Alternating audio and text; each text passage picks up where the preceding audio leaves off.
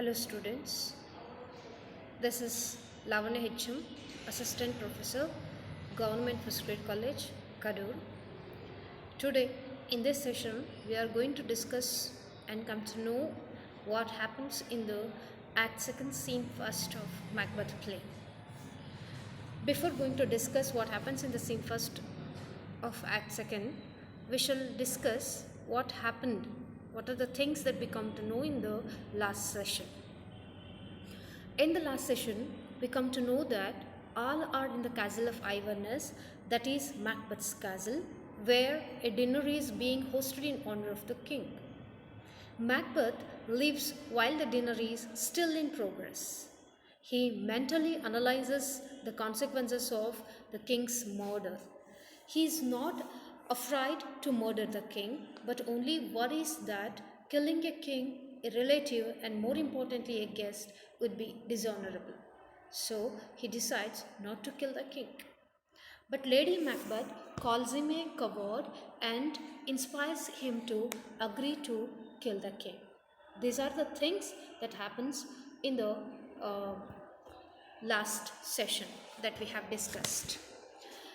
Today, in the scene 1st of Act 2nd, we are going to know and we are going to discuss, whether Macbeth commits the murder or not. If so, how?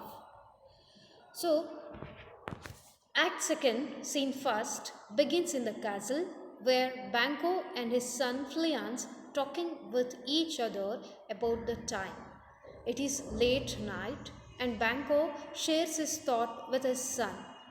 He says that he feels to sleep and his eyelids are heavy, but he does not want to sleep because wicked thoughts comes in his sleep.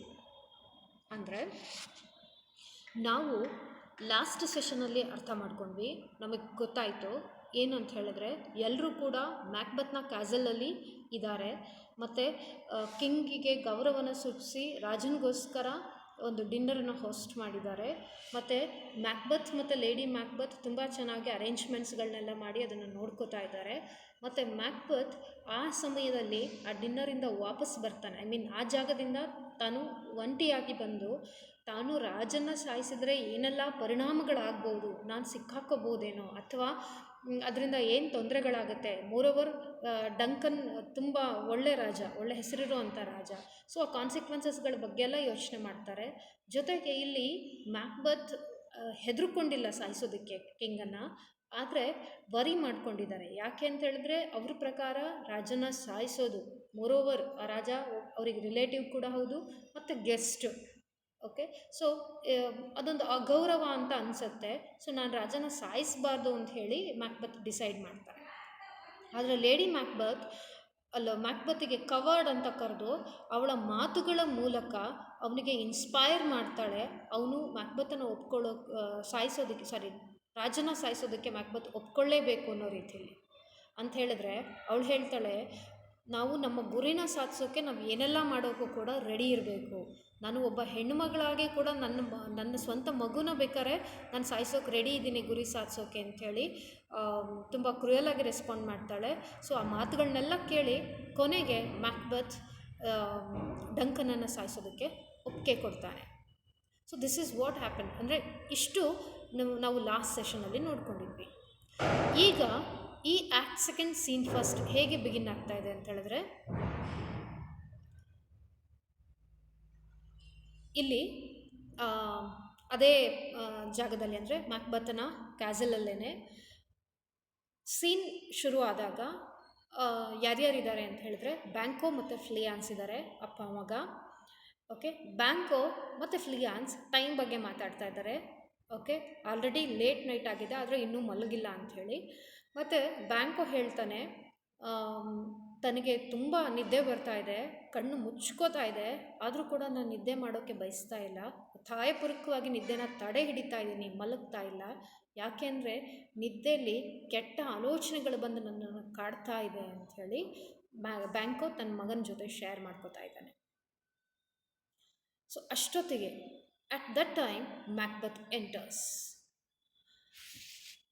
Banquo says to Macbeth that the king has been extremely pleased by the hospitality and he has sent expensive gifts to uh, all of Macbeth's people. So Banquo ಮ್ಯಾಕ್ಬತ್ಗೆ ಹೇಳ್ತಾನೆ, ರಾಜ ನಿಮ್ಮ ಹಾಸ್ಪಿಟಾಲಿಟಿಯಿಂದ ತುಂಬ ಖುಷಿಪಟ್ಟಿದ್ದಾರೆ, ಸಂತೋಷಪಟ್ಟಿದ್ದಾರೆ, ಮತ್ತು ನಿಮ್ಗೆಲ್ರಿಗೂ ಕೂಡ expensive ಗಿಫ್ಟ್ಸ್ಗಳನ್ನ ಕಳಿಸಿದ್ದಾರೆ. And Banquo also says that the king has sent a diamond for Lady Macbeth for her kind hospitality. And Banquo also appreciates Macbeth for all the arrangements that he has made for the king. And ಅಂದರೆ ಬ್ಯಾಂಕೋ ಮ್ಯಾಕ್ಬತ್ಗೆ ಹೇಳ್ತಾನೆ, ರಾಜ ನಿಮಗೆ ತುಂಬಾ ಖುಷಿಯಾಗಿದ್ದಾರೆ, ನೀವು ಇಷ್ಟೆಲ್ಲ ಅರೇಂಜ್ಮೆಂಟ್ಸ್ನ ನೋಡಿ, ತುಂಬ ನಿಮ್ಮ ಹಾಸ್ಪಿಟಾಲಿಟಿನ ನೋಡಿ ತುಂಬ ಸಂತೋಷಪಟ್ಟು ನಿಮಗೆಲ್ಲ ಕಾಸ್ಟ್ಲಿ ಗಿಫ್ಟ್ಗಳನ್ನ ಕಳಿಸಿದ್ದಾರೆ, ಜೊತೆಗೆ ಲೇಡಿ ಮ್ಯಾಕ್ಬತ್ಗೆ ಡೈಮಂಡನ್ನು ಗಿಫ್ಟಾಗಿ ಕೊಟ್ಟಿದ್ದಾರೆ ಅಂತ ಹೇಳ್ತಾರೆ. ಅದಾದ ನಂತರ ಬ್ಯಾಂಕೋ ತನ್ನ ಮಾತುಗಳನ್ನ ಕಂಟಿನ್ಯೂ ಮಾಡಿ ಏನು ಹೇಳ್ತಾರೆ ಮ್ಯಾಕ್ಬತ್ಗೆ ಅಂತ ಹೇಳಿದ್ರೆ, Banquo tells Macbeth that he dreamt last night about the 3 witches and also some of their prophecies have come true. ನಾನು ನಿನ್ನೆ ದಿನ ರಾತ್ರಿ 3 ವಿಚಸ್ ನನ್ನ ಕನಸಿನಲ್ಲಿ ಬಂದಿದ್ದರು, ಅದ್ರ ಜೊತೆಗೆ ಅವ್ರು ಹೇಳಿದಂಥ ಪ್ರೊಫೆಸಿನಲ್ಲಿ ನಿನ್ನ ಬಗ್ಗೆ ಅದು ಸತ್ಯ ಆಗಿದೆ, you have become the thane of Cawdor ಅಂಥೇಳಿ ಹೇಳ್ತಾರೆ. But here Banquo is very innocent and he, without any hesitation, without any hindrance, he expresses his feelings and thoughts with a Macbeth, shares his thoughts with a Macbeth. But here Macbeth actually pretends. That means Macbeth pretends that he is not concerned about the prophecies, and if they would get enough time then they will discuss it later. ಆದರೆ ಮ್ಯಾಕ್ಬತ್ ಇಲ್ಲಿ pretend ಮಾಡ್ತಾನೆ, ಯಾಕೆಂದರೆ ಅವನು innocent ಅಲ್ಲ, ಅವನ ಮನಸ್ಸಿನಲ್ಲಿ ಅಲ್ಲೇ ಆಲೋಚನೆಗಳು ಬಂದ್ಬಿಟ್ಟಿದೆ, ರಾಜನ ಸಾಯಿಸಿ ತಾನು ಆ ಪ್ರೊಫೆಸಿನ ನಿಜ ಮಾಡಬೇಕು ಅಂಥೇಳಿ. ಸೊ ದಟ್ ಅವನು, ಆದರೆ ಬ್ಯಾಂಕೋ ಎದುರಿಗೆ ಅದು ಆ ರೀತಿ ಅವನು ಎಕ್ಸ್ಪ್ರೆಸ್ ಮಾಡಲ್ಲ. ಬ್ಯಾಂಕೋ ಎದುರಿಗೆ ಏನಂತ ನಟಿಸ್ತಾ ಇದ್ದಾನೆ ಅಂತ ಹೇಳಿದ್ರೆ, ನನಗೆ ಅದ್ರ ಬಗ್ಗೆ ಎಲ್ಲ ಇಂಟ್ರೆಸ್ಟ್ ಇಲ್ಲ, ನಮಗೆ ಸಾಕಷ್ಟು ಸಮಯ ಸಿಕ್ಕರೆ ಆಮೇಲೆ ನಂತರದಲ್ಲಿ ಅದರ ಬಗ್ಗೆ ಡಿಸ್ಕಸ್ ಮಾಡೋಣ ಅಂಥೇಳಿ ಮ್ಯಾಕ್ಬತ್ ಮಾತನ್ನು ಚೇಂಜ್ ಮಾಡ್ತಾನೆ ಬ್ಯಾಂಕೋ ಹತ್ರ. ಆದರೆ ಬ್ಯಾಂಕೋ ಮಾತ್ರ ತನ್ನ ಭಾವನೆಗಳನ್ನ, ತನ್ನ ಆಲೋಚನೆಗಳನ್ನ ಮ್ಯಾಕ್ಬತ್ ಹತ್ರ ಶೇರ್ ಮಾಡ್ಕೋತಾನೆ. ಮತ್ತು ಮ್ಯಾಕ್ಬತ್ ಬ್ಯಾಂಕೋಗೆ ಹೇಳ್ತಾನೆ, if he follows his advice and agrees to be in his party, he would honour him if he ever becomes a king. ಅಂದರೆ ನೀನು ನನ್ನ ಮಾತುಗಳನ್ನ ಕೇಳಿಕೊಂಡು ನನ್ನ ಜೊತೆ ಇರೋದಾದರೆ, ನಾನು ರಾಜ ಆದರೆ ನಿನಗೆ ತುಂಬ ಗೌರವ ಕೊಡ್ತೀನಿ ಅಂಥೇಳಿ ಮ್ಯಾಕ್ಬತ್ ಹೇಳ್ತಾನೆ. ಆದರೆ ಬ್ಯಾಂಕೋ ತಕ್ಷಣ ಹೇಳ್ತಾನೆ, okay, and he very clearly says and clarifies that he will join Macbeth if there is no foul play and his loyalty to the king is unwavering and he does not want to feel guilty. ಆದರೆ ಬ್ಯಾಂಕೋ ಏನಂತ clarify ಮಾಡ್ತಾ ಇದ್ದಾನೆ ಮ್ಯಾಕ್ಬತ್ಗೆ, okay, so ನಾನು ನಿನ್ನ ಪಾರ್ಟಿನ join ಆಗ್ತೀನಿ, ಆದರೆ ಅಲ್ಲಿ ಏನೂ ಕೂಡ ಯಾವುದೇ ರೀತಿಯ ಫೌಲ್ ಪ್ಲೇ ಇಲ್ಲದೆ ಇದ್ದರೆ ಮಾತ್ರ. ಯಾಕೆ ಅಂತ ಹೇಳಿದ್ರೆ, ನಾನು ಯಾವುದೇ ಕಾರಣಕ್ಕೆ ತಪ್ಪನ್ನು ಮಾಡೋಕ್ಕೆ ನನಗೆ ಇಷ್ಟ ಇಲ್ಲ, ಜೊತೆಗೆ ನನ್ನ ಲಾಯಲ್ಟಿ, ಕಿಂಗ್ ಡಂಕನ್ಗೆ ಇರುವಂಥ ಲಾಯಲ್ಟಿ ಯಾವುದೇ ಕಾರಣಕ್ಕೂ ಬದಲಾಗೋದಿಲ್ಲ ಅಂಥೇಳಿ ಬ್ಯಾಂಕೋ ತನ್ನ ಭಾವನೆಗಳನ್ನ, ತನ್ನ ಆಲೋಚನೆಗಳನ್ನ, ತನ್ನ ವಿಚಾರಗಳನ್ನ ಮ್ಯಾಕ್ಬತ್ ಹತ್ರ ಶೇರ್ ಮಾಡ್ಕೋತಾನೆ. ಮತ್ತು ನಂತರದಲ್ಲಿ ಬ್ಯಾಂಕೋ ಅಲ್ಲಿಂದ ಹೊರಡ್ತಾನೆ. Banquo leaves Macbeth alone and retires to bed with his son Fleance. ತನ್ನ ಮಗನ ಜೊತೆ ಮಲ್ಗೋಕಂತ ಅಲ್ಲಿಂದ ಹೋಗ್ತಾನೆ. ಸೊ ಈಗ ಉಳ್ಕೊಂಡಿದ್ಯಾರು? ಮ್ಯಾಕ್ಬತ್ ಮಾತ್ರ. Macbeth left alone in a soliloquy speaks of his horror of seeing a blood-stained dagger.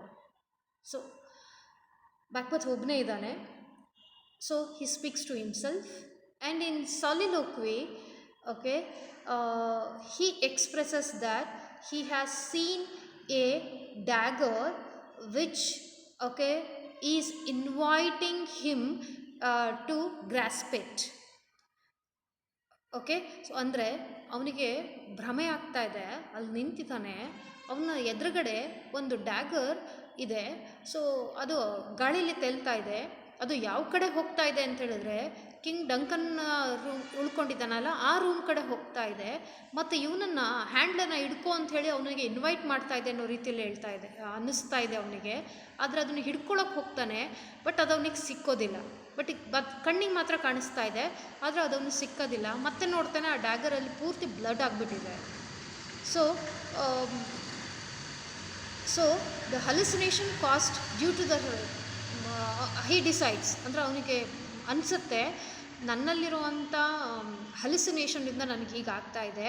And that hallucination is caused due to the turmoil in my mind ಅಂಥೇಳಿ Macbeth ಅನ್ಕೋತಾನೆ. So he actually hallucinates and sees a dagger in the air leading him towards Duncan. And okay, again we can here see the supernatural element which was working here. And here Macbeth is so disturbed by that scene of dagger, that soon realizes that he should not miss that opportunity to kill the king. So here we can see the changes in the character of Macbeth, whereas in the last scene actually he hesitates to kill the king, and he thought that killing Duncan, the king, would be dishonorable. Killing a guest would be dishonorable. But here he becomes very strong, and he is not ready to miss that opportunity to kill the king. So he realizes that I am disturbed because of this dagger scene, but I should not distracted. I should not be in the way to change my mind. I have to use this opportunity to kill the king. So he decides to kill the king, and he moves on. He walks steadily, purposefully towards the Duncan chamber. And before that, he is waiting. For what? He is waiting for the ring of a bell. He knows that the bell means that his wife is summoning him to carry out the task of murdering the king. ಅಂದರೆ ಆ ಕತ್ತಿ ದೃಶ್ಯ ಅವನ ಮೈಂಡನ್ನು distract ಮಾಡುತ್ತೆ. ಆದರೆ ಭಾಳ ಬೇಗ ಅವರು ಆಲೋಚನೆ ಮಾಡ್ತಾರೆ, ನಾನು ಯಾವುದೇ ಕಾರಣಕ್ಕೂ ಈ ಅವಕಾಶನ ಮಿಸ್ ಮಾಡ್ಕೊಳ್ಳೋಂಗಿಲ್ಲ. ಈ ಒಂದು ದೃಶ್ಯ ಯಾವುದು ಅಂತ ಹೇಳಿದ್ರೆ ನನಗೊಂದು ಭ್ರಮೆ ಅಷ್ಟೇ, ನನ್ನ ಮನಸ್ಸಿನಲ್ಲಿರೋ ಗೊಂದಲಗಳಿಂದ ನನಗೆ ಈ ರೀತಿ ಭ್ರಮೆ ಆಗ್ತಾ ಇದೆ ಅಂಥೇಳಿ ಆ ಭ್ರಮೆಯಿಂದ ಆಚೆ ಬಂದು ನಾನು ಯಾವುದೇ ಕಾರಣಕ್ಕೂ ಈ ಅವಕಾಶನ ಮಿಸ್ ಮಾಡ್ಕೋಬಾರ್ದು, ರಾಜನ ಸಾಯಿಸಲೇಬೇಕು ಇವತ್ತು ಅಂಥೇಳಿ ಓಕೆ ಉದ್ದೇಶ ಸ್ಟ್ರಾಂಗ್ ಆಗಿ, ಸ್ಟಡಿಯಾಗಿ, ಪರ್ಪಸ್ಫುಲ್ಲಾಗಿ ವೆಯ್ಟ್ ಮಾಡ್ತಾ ಇದ್ದಾರೆ. ಯಾವುದಕ್ಕೆ ವೆಯ್ಟ್ ಮಾಡ್ತಾ ಇದ್ದಾರೆ? Ring of A bell. ಏನು ಅಂತ ಹೇಳಿದ್ರೆ ಆ ಕಡೆ ಇವನು ಡಂಕನನ್ನು ಸಾಯಿಸೋಕೆ ಹೋಗೋಕ್ಕೂ ಮುಂಚೆ ಲೇಡಿ ಮ್ಯಾಕ್ಬೆತ್ ಅಲ್ಲಿ ಎಲ್ಲ ಪ್ರಿಪ್ರೇಷನ್ಸು ಆಗಿದೆ ಅಂಥೇಳಿ ಅವನಿಗೆ ಸಿಗ್ನಲ್ ಕೊಡ್ತಾಳೆ. Okay, by that ringing that bell. So with that sound, ಆ ಬೆಲ್ ಸೌಂಡ್ ಕೇಳಿದಾಗ Macbeth walks towards Duncan's chamber to kill him. This is what happens in this scene. ಇಷ್ಟು ಈ ಸೀನಲ್ಲಿ ಆಗುವಂಥದ್ದು. ಸೊ ಆ ಬೆಲ್ ಸೌಂಡ್ ಕೇಳಿದ ತಕ್ಷಣ ಅವನು ಅಲ್ಲಿ ಸಾಯಿಸೋದಕ್ಕಂತ ಹೋಗ್ತಾನೆ. ಓಕೆ, ಸೊ ಅಷ್ಟು ನೀರವ ರಾತ್ರಿಯಲ್ಲಿ, ಅಂದರೆ ಹಾರಿಬಲ್ ಸೈಲೆನ್ಸನ್ನು ಆ ಬೆಲ್ ಸೌಂಡು ಬ್ರೇಕ್ ಮಾಡುತ್ತೆ, which was actually suitable for the crime ಅಂತ ಹೇಳಿ. Okay, this are the things which happens in this particular scene. So here we can mainly observe the contrasting characters of Banquo and Macbeth.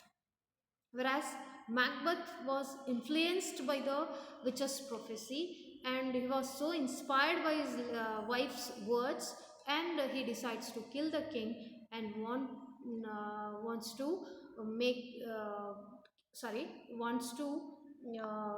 kill the king and become king himself. But okay, Banquo, who also knows about the prophecies of the witches, is not ready to sleep because the evil thoughts comes to his mind. ಆದರೆ ಇಲ್ಲಿ ಬ್ಯಾಂಕೋ ಮಾತ್ರ ಎಲ್ಲಿ ಕೆಟ್ಟ ಆಲೋಚನೆಗಳು ತನ್ನ ಮನಸ್ಸಿಗೆ ಬಂದ್ಬಿಡುತ್ತೋ ಅಂಥೇಳಿ ಅವರು ಮಲ್ಗೋಕ್ಕೂ ಕೂಡ ರೆಡಿ ಇಲ್ಲ. ಸೊ ನಾವು ಇಬ್ಬರೂ ಪಾತ್ರಗಳಲ್ಲಿ ಎರಡೂ ಕ್ಯಾರೆಕ್ಟರ್ಸಲ್ಲಿ ನಮಗೆ ಡಿಫ್ರೆನ್ಸ್ ಗೊತ್ತಾಗ್ತದೆ. ವೆರಾಸ್ ಬ್ಯಾಂಕೋ ಪ್ರೊಫೆಸರ್ಸಿಂದ ಇನ್ಫ್ಲೂಯೆನ್ಸ್ ಆಗಿಲ್ಲ, ಓಕೆ, ಮತ್ತು ಇನ್ಫ್ಲೂಯೆನ್ಸ್ ಆದರೂ ಕೂಡ ಆ ಆಲೋಚನೆಗಳಿಂದ ತನ್ನನ್ನು ತಾನು ಆಚೆ ತಂದ್ಕೊಳ್ಳೋ ಪ್ರಯತ್ನ ಮಾಡ್ತಾರೆ. ಆದರೆ ಮ್ಯಾಕ್ಬೆತ್ ಮಾತ್ರ ಅದರೊಳಗಡೆ ಸೇರ್ಕೊಂಡು ಬಿಡ್ತಾರೆ. So this is the thing which we can see in this scene. And also there are a few important sentences in this scene. That is this a dagger which I see before me, the handle towards my hand, come, let me clutch thee, I have thee not, and yet I see thee still. Macbeth ಹೇಳುವಂಥ ಈ ವರ್ಡ್ಸ್ಗಳು ಕೂಡ ತುಂಬ important ಆಗುತ್ತೆ. Okay, so ಇದೇ ಥರ ಒಂದಷ್ಟು important dialogues ಕೂಡ ಈ ಸೀನಲ್ಲಿ ಬರುತ್ತೆ. Thank you very much.